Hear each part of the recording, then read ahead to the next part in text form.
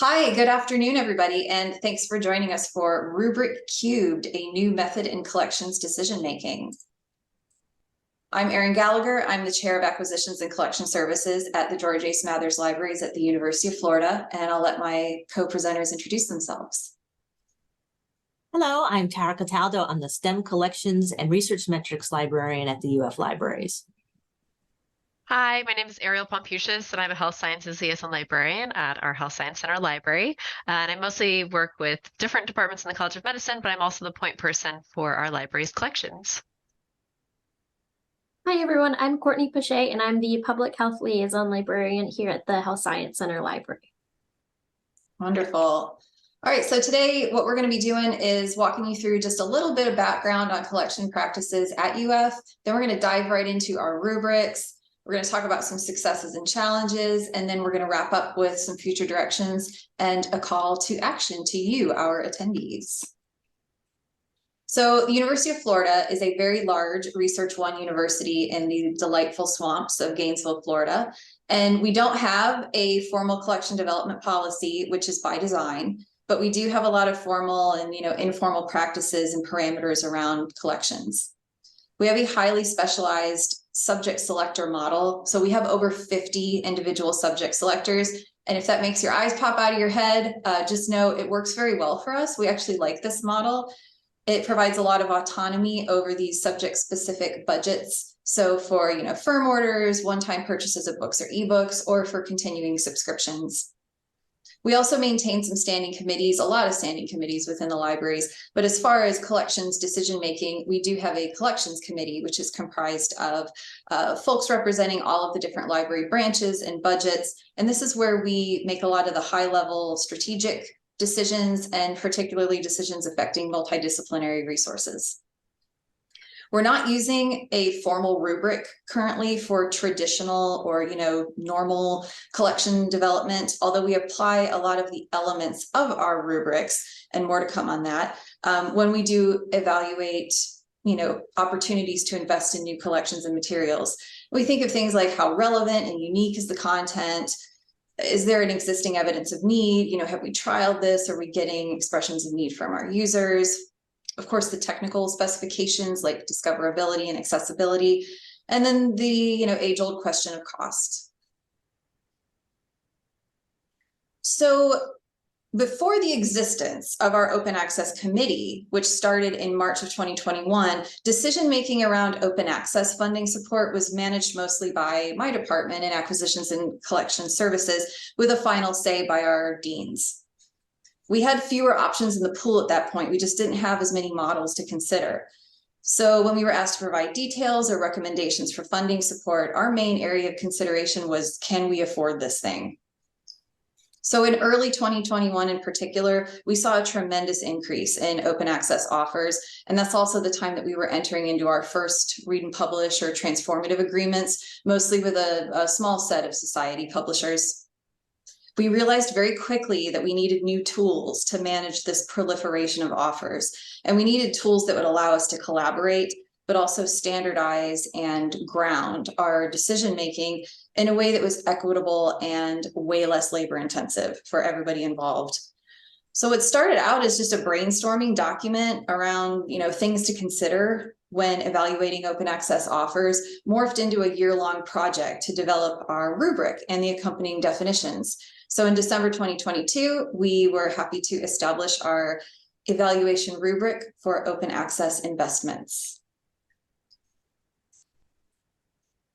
Thank you, Erin. I am going to take everybody through what our open access rubric looks like. So this is how it breaks down. We have 6 categories, starting with cost, fairly self-explanatory there. Then we have sustainability and risk, the risk to our funding and it not going and producing anything for us. Then we have the significance of the content. Does the content being offered match what we are teaching and researching at the University of Florida? Then we have ethical practices and value to authors. That's fairly straightforward. Then equity and mission. We are looking for the publisher or vendors own equity emissions to match what we are striving for at the University of Florida libraries there. Then that last category is kind of like the back end of things, the logistics of setting it up and sustaining it, and how much work it is for Erin's crew to keep it rolling, and even looking into things like user privacy and stuff. So kind of like all those back end things to see how they fall out. For each of these 6 categories, we give it a score of 0 to 3, 3 being the highest and the best score, and an acceptable range for recommending to invest. We're looking for a total score of between 15 and 18, or to 18. So that's nice, but let's get some examples down. So break it all down for you. So here I have an example of one that we evaluated using the rubric and gave a high score. It was an open access journal package. It's one that was already open, and they were seeking global funding for financial support. And it ended up with a score of 16, and this is how it broke down. Now, our evaluation documents, when we have the full thing, it's a few pages long. So these are just little snippets to kind of highlight to you little pieces that went into how that was scored, but there's a lot more going on there. So for a cost on this one, we estimated for this journal package that our investment was only going to be costing about $8 per journal. So that got a high score of 3. Then in sustainability and risk, it was well established, had international support, so we didn't feel there was much risk of it going away or going under, so we got a 3 there. In terms of content, it matched what we are studying and researching at the University of Florida, so another 3. Ethical practices got a 2, and let me give you a little more explanation here of what we look at. There's several pieces there. One is our researchers and faculty here, our grad students, we actually consider them to have very high standards. And so they are, for us, a very good litmus test on what they value. And in this case, we could get a lot of data, which was great. And we could see that the University of Florida authors thought that this was worth, they were publishing in it. They were citing works from this journal. And so that was a good testament. However, we had enough data for a few years that we could see it decreased like in the last year. And that just gave us a little bit pause, like, why is that decreasing? And so that's why that little kind of question mark is why it didn't get a full 3 there and has a 2. Then in terms of equity of mission, the mission-driven nonprofit Diamond OA, they were Global South inclusive. They, quite frankly, were who we want to be. So that was a no-brainer there. They got a high score. Logistics and technology, 2 there. They had good pieces. Indexing, metrics, or copyright policies were all clear on what we wanted to see. But we had some questions about their discoverability and their being able to find them and have them show up there. And so it didn't get the full score there. But still, a total of 16. So it was recommended. We're investing. Now let's go to the other end of the spectrum, where one with a low rubric score. So this case is we're a package of open access ebooks, or to make a package of ebooks open access, or looking to get enough community funding to support that and make them open. And it only got a 10, and this is how that broke down. In terms of cost, it was added the number of journals in the package that we're investing in at about $75 per book. Now the way you look at $75 a book depends on where you are. Are you humanities folks? That's quite expensive. I'm in the sciences. I'm like, oh, $75, not too bad. But it was a humanities and social sciences package, so it did say, yeah, that is a little high on that end, so it got a 2. Sustainability and risk, in a kind of community funding and trying to reach a goal, there is a minimal risk there that they won't reach their goal. Now, of course, they're not going to take our money if they don't make that, but our money is tied up because we've committed to it, and there's just minor risk there with fiscal year deadlines and that kind of thing. So 2 there. And content got a 2. It was matching the social sciences and humanities areas we studied, but the promotional materials weren't there. And we thought that especially in those areas, that was a slight downside to not being able to, if we invested in it, having these materials so that we can go promote that, hey, these are out there. Ethical practices, didn't get the full marks there. We had some, there was no details on their CC licenses. There was not fully transparent policies. And we, folks, we would want to be able to find this ourselves. We think these things should be on someone's website for everyone to easy to find. And we couldn't, though we will, if we don't find it, we will go and ask. But in terms of this, we always do, but the responses back still didn't make us fully comfortable, so it didn't get full marks there. Equity in mission. There are several pieces in this, but for main things, this was a commercial publisher.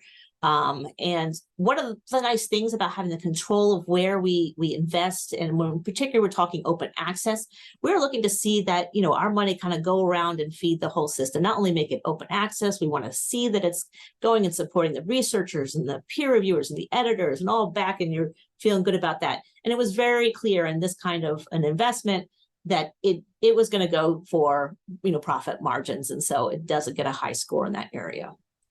Last there in our back-end systems, well, it has very easy that it would have been discoverable content. Again, having trouble finding things that are important to us, including their accessibility, the usage, archiving of the ebooks.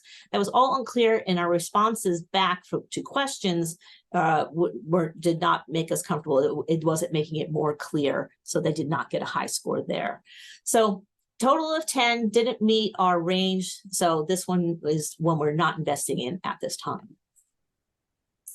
Now, when we do a review, this is how it goes through the levels. A small team from the Open Access Committee, usually about 2 members, take the first pass. For the offer may have been one that someone asked us to give or floated to the deans, and she sent it to us. And we go, okay, we get the small team, they're going to make the first pass. They're going to do the evaluation. They're going to create the big document with all its narratives, and they're going to give a first pass at scores. Then present that to the full Open Access Committee, where we go back and forth. And do we agree with the scores? Do we have more questions? What about this? What about that? And it may go back and then come back again before we get to a consensus, a final score. And from there, the OA committee will send the final score and their recommendation to the deans, who do the final level of approval of whether we invest or not. So we'll give you snippets of what we cover in the rubric, but you can see the whole rubric yourself. We have it in our University of Florida institutional repositories, but we also have put it on the Open Science Framework, and you've got a URL and a code there, and Erin has jumped right into it. So you too can kind of go there. It says public and open. You don't even have to have an account to see it, but you can download it, play with it.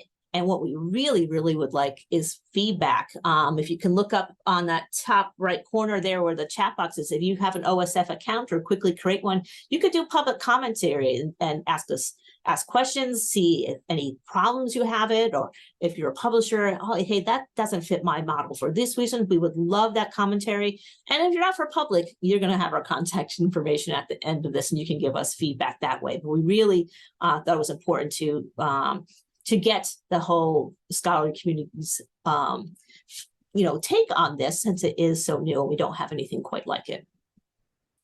Okay, I think we're going to look at the next rubric now.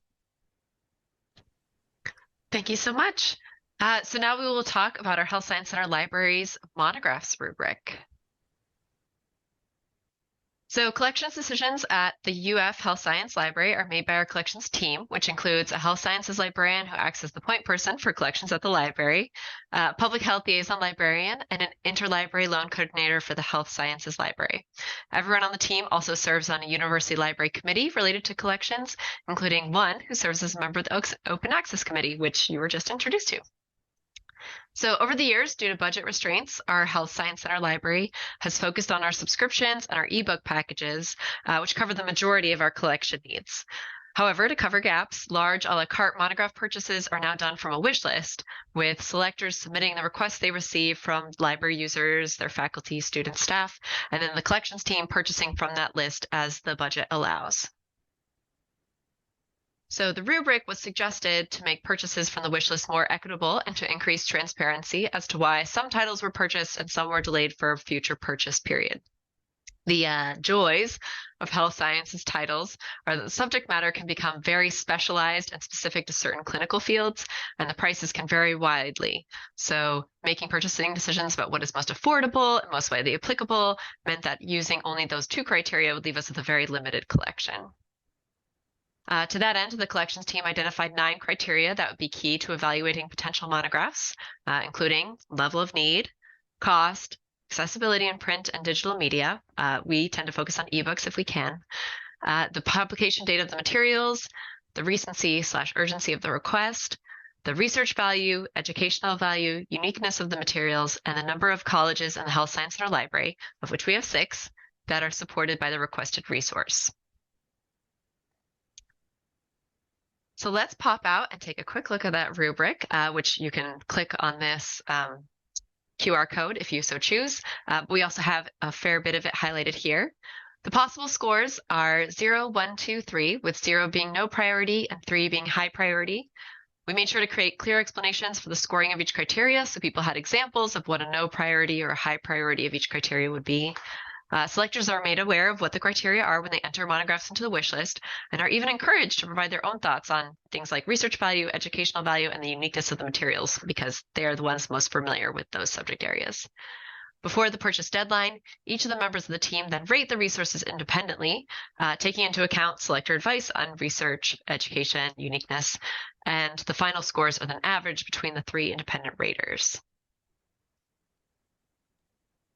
Thank you, Ariel. We'd like to give you further insight into our process through 2 examples, one a higher scoring example, the other a lower scoring. As we talked about a little earlier, all 3 members of our committee evaluate each item from the wish list. This may change in the future as we continue to improve our processes, but for now, the group rating allows us to have discussions about each item's scores and better inform each other on how we are applying the rubric, as well as help us notice when the rubric is perhaps less helpful. In this instance, the ebook was very specialized to one department that we serve. Our notes and rankings can tell you more about the item's qualities, and I'd like to highlight a few comparisons. You can see that the item scored particularly well in level of need, age of materials, recency of request, and uniqueness. We allow for requesters to add notes about items, and we were able to give this a favorable uniqueness score with the input of the liaison librarian to this department. Expertise. It scored the very lowest in colleges supported and about mid-tier in educational and research value, as well as cost. Here, the scores appear consistent with some outliers in ratings.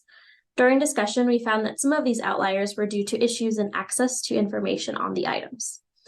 After averaging the scores, the item received a final score of 22 out of a maximum score of 27.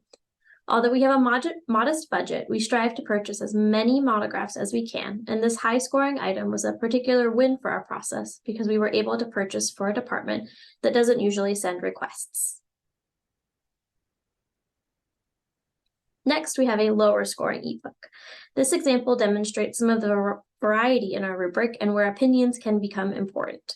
This item scored well in recency, urgency of request, and accessibility in print digital media. The cost was ranked about the same as the last one. There's only about a $100 difference between the 2 items. We begin to see differences in research and educational value, as well as uniqueness of the materials. The rubric favors materials that are useful to many different user groups to maximize our funds. Odd numbers or numbers less than 3 illustrate where there was some disagreement on the perceived uniqueness of the item. Based on where the low scores were, this ebook would likely have benefited from some more subject-specific expertise from the liaison librarian noted in our spreadsheet. After averaging the scores, this ebook received a score of 16. After implementing the rubric for spring 2023, we gave a presentation to our departmental colleagues on the work we had done and provided an opportunity for feedback. Much of the feedback revolved more around communication. This rubric is a great tool for transparency, but how are we communicating when those decisions are being made? There were also concerns about time constraints. The rubric process takes time that we view as valuable to consider purchases. However, our users may not understand the need to wait months to receive an item that costs under $100. And finally, our colleagues reminded us to balance equity and fairness within our departments. These are all great points and especially helpful for our understanding of the perceptions of our work.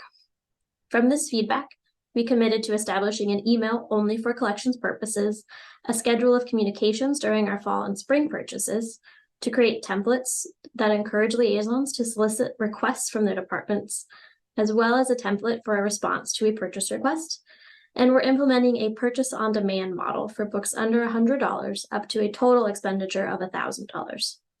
We plan to process those items through our rubric, but the score will not decide whether or not those items are purchased. Thanks, y'all. So overall, we are really pleased with how these rubrics are working out. We feel like we're getting a lot of benefit from this decision making. But of course, there are successes and challenges to any new thing that you venture into. And so, for example, we're able now with the use of these rubrics to make collection development decisions based on more than just can we afford it. So we're able to be driven more by our values and our mission and our priorities there.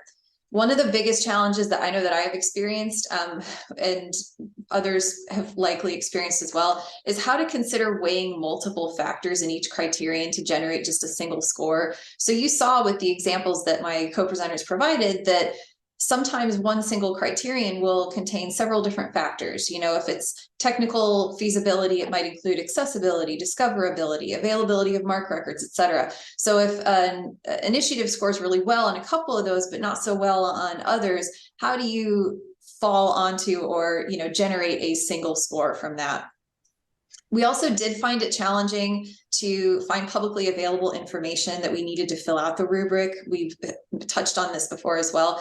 But that helps us target the exact questions we need to ask of our content providers, and it's also telling in itself. That is a point of concern if we cannot find information very readily available to the public.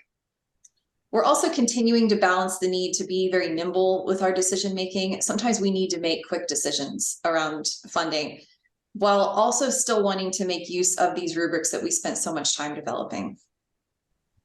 Similarly, we find that this works best for a limited amount of resources to run through the rubric, as the process can be time consuming, particularly in the case of our monograph rubric, which only works because we have a limited amount of funds and a limited amount of a la carte requests. If we had to do this for every single book in our collection, oh, it would be our full-time jobs. Finally, while the rubric makes communication about our decisions more transparent, it does make those decisions take longer. This can lead to some frustrations within the department. We also have the challenge of being certain that our purchases are equitable across the 6 health science center colleges. We still need to obtain that data and further analyze selector requests frequency over the years to determine how equitable the collection decisions have been. Now, as Erin said, the word is nimble. If a rubric isn't changing along with what you're trying to assess, it is going to become stale pretty quickly. So we consider these living documents that are going through only their first iterations, particularly with the OA rubric. That landscape, as you know, is changing rapidly. And so this has to change with it. We already have a draft of version 2.0, whereas each new model that kind of comes into us and we apply, we start making notes to say, okay, we have to think about this. This is the future of where it's going to go. I envision there might be some more categories down the road and such, but we'll see how that goes. One of the nice things about having the on OSF is that we can see the versioning as you go through that, and you can kind of track that and see through time. And so I think those are going to be very helpful at having those documents in that open repository. And so, you know, stay tuned. And again, we're looking for your feedback as well. So with our presentation, our goal was to show you an honest illustration of the process of designing and implementing rubrics for collection development. We encourage you to review the rubrics that we've created, and please feel welcome to comment when logged in on our OSF pages. We would love your feedback and your ideas. Finally, we'd like to give you explicit permission to reuse and adapt those rubrics to fit your needs for your institution with proper attribution. All right, friends, we hope you have enjoyed getting rubric rolled today with us. We are definitely going to leave you with this image, and also we hope that you will now have the song in your head for the rest of the day. Also, we just want to acknowledge the tremendous help from the other members of the committees that we've mentioned through the course of your time with us. They're just really valuable help from our colleagues here. And we just thank you for joining us. We hope to hear from you. Our contact information is listed here. We would love to hear your questions, your comments, your input. And yeah, we just really hope that you enjoy using our rubrics as well. Thank you.